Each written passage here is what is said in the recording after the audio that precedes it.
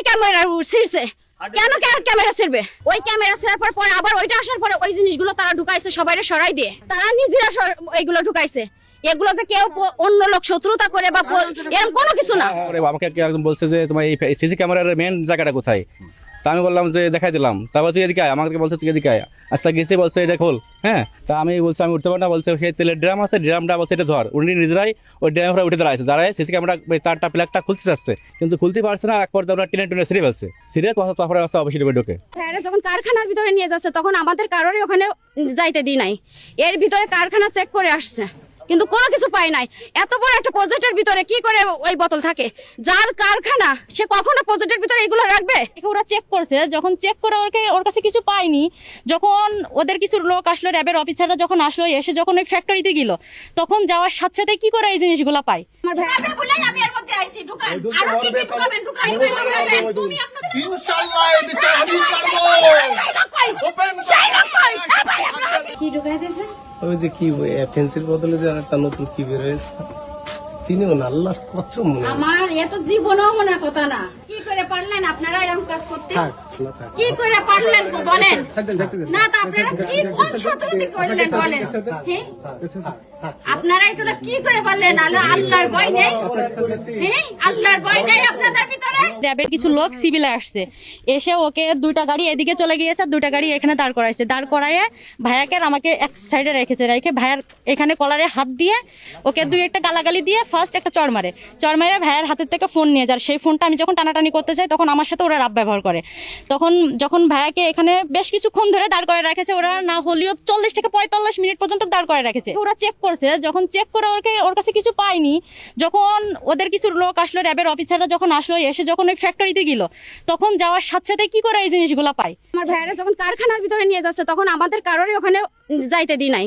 এর ভিতরে কারখানা চেক করে আসছে, কিন্তু কোনো কিছু পাই নাই। এত বড় একটা প্রজেক্টের ভিতরে কি করে ওই বোতল থাকে? যার কারখানা সে কখনো প্রজেক্টের ভিতরে এগুলো রাখবে? বলেন আপনারা কেউ রাখবে? হ্যাঁ, আর ঢুকার আগে ক্যামেরা ছিড়ছে, কেন ক্যামেরা ছিড়বে? ওই ক্যামেরা ছিড়ার পর আবার ওইটা আসার পরে ওই জিনিসগুলো তারা ঢুকাইছে, সবাইরে সরাই দিয়ে তারা নিজেরা এইগুলো ঢুকাইছে। এগুলো যে কেউ অন্য লোক শত্রুতা করে বা এরকম কোনো কিছু না, ওনারাই করছে সবকিছু।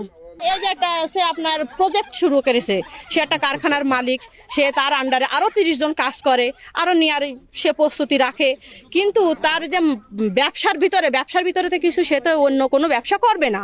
আর এখানে জনগণ আছে, তারপরে গ্রামের লোক আছে, তার ওখানে বাইরের লোক কাজ করে, সে তো গ্রামের লোক কাজ করে তা তো না যে গ্রামের লোক তার পক্ষে থাকবে। আমরা যখন ওই ভিতরে ঢুকলাম, র্যাব ঢুকলো, তখন আমরা সাথে গেলাম। যাওয়ার পরে আমাদের ঘাড় ধরে ওখান থেকে বের করতেছে, তারাই যত লোক ছিল সব বের করতেছে। মাইক্রোটা গেটের ভিতরে নিয়ে গেছে, গেটের মুখে নিয়ে যেয়ে এখন আমাদের কারো দেখতে দিনে আমাদের এলাকা থেকে অনেক দূরে সরাই দিয়েছে। দিয়ে আমার মনের বিশ্বাস ওই মাইক্রোর ভিতরেই মাল ছিল। এই জায়গা তো আইসে প্রথম তো ওর তো কিছু পাইনি, না পেয়ে আন্দাজ আসছিল, ধরেছে। ধরার পরে মনে করেন যে ওর কাছে যদি কোনো কিছু পাইতো তাহলে মনে করেন পাইছে সে আমাদের ব্যবসায় কি যায়, ব্যবসায় কোনো কিছু না, তাহলে তো সে আন্দাজ তার ধরে কেন আসলে নিয়ে যাবে। যখন এই র্যাব ঢোকার পরে আমাকে একদম বলছে যে তোমার এই সিসি ক্যামেরার মেন জায়গাটা কোথায়। তা আমি বললাম যে দেখাই দিলাম। তারপর তুই এদিকে আয়, আমাকে বলছে তুই এদিকে আয়। আচ্ছা গেছে, বলছে এটা খোল। হ্যাঁ, তা আমি বলছি আমি উঠতে পারি না। বলছে সেই তেলের ড্রাম আছে, ড্রামটা বলছে এটা ধর। উনি নিজেরাই ওই ড্রামটা উঠে দাঁড়ায় সিসি ক্যামেরা তারটা প্লাগটা খুলতে চাচ্ছে, কিন্তু খুলতে পারছে না। এক পর্যায়ে ওরা টেনে ছিঁড়ে ফেলছে। ছিঁড়ে তারপরে অবশ্যই ঢোকে। তারপরে এখন আছে যাওয়ার পথে আবার ওগুলো হার্ড ডিস্ক চেক করার জন্য ওরা আবার পুরোটা নিয়ে এনেছে। আজকে আমরা গোপন তথ্যের ভিত্তিতে ইসারি ইউনিয়নে মহিদুল ইসলাম যিনি রয়েছেন তার বিরুদ্ধে আমরা তথ্য পাই। তথ্যের ভিত্তিতে আজকে এসে তার যে ফ্যাক্টরি যেটা আমরা ফ্যাক্টরি সার্চ করি, এবং ফ্যাক্টরি সার্চের ফলে আমরা আজকে 29 বোতল উইনকরেক্স যেটা বলা হয় সেটা আমরা পেয়ে যাই। এবং আপনারা সবাই জানেন এই মহিদুলের বিরুদ্ধে ইতিপূর্বে আরও 9টি মামলা রয়েছে। 9টি মামলার মধ্যেই ম্যাক্সিমাম মামলাই তার মাদক মামলা, এবং আরও কিছু মামলা তার বিরুদ্ধে রয়েছে। আমরা সিসিটিভি ক্যামেরা অবশ্যই চেক করব, যেহেতু পরিবার একটা ক্লেম এনেছে। আসলে এই সত্যতা যাচাই করা তো আপনারা তো আজকে আমাদের সাথে ছিলেন। আমরা পুরো অভিযানটাই আপনাদের সামনেই করেছি, সাংবাদিক ভাইরা ছিল, পুলিশের ফোর্স ছিল, এবং আমাদের র্যাবের ফোর্স, সবার সামনেই আমরা অপারেশন করেছি, এবং পুরো অপারেশনটা রেকর্ডেড হয়েছে। তো আমরা এবং যদি তাদের যে ক্লেমটা যেটা রয়েছে সিসিটিভি ক্যামেরা রয়েছে, আমরা সিসিটিভি ক্যামেরা আমরা অবশ্যই পর্যবেক্ষণ করব, এবং এটা অবশ্যই আদালতে প্রমাণ করে তাদেরকে তারা উদ্ধার করবে। ধন্যবাদ।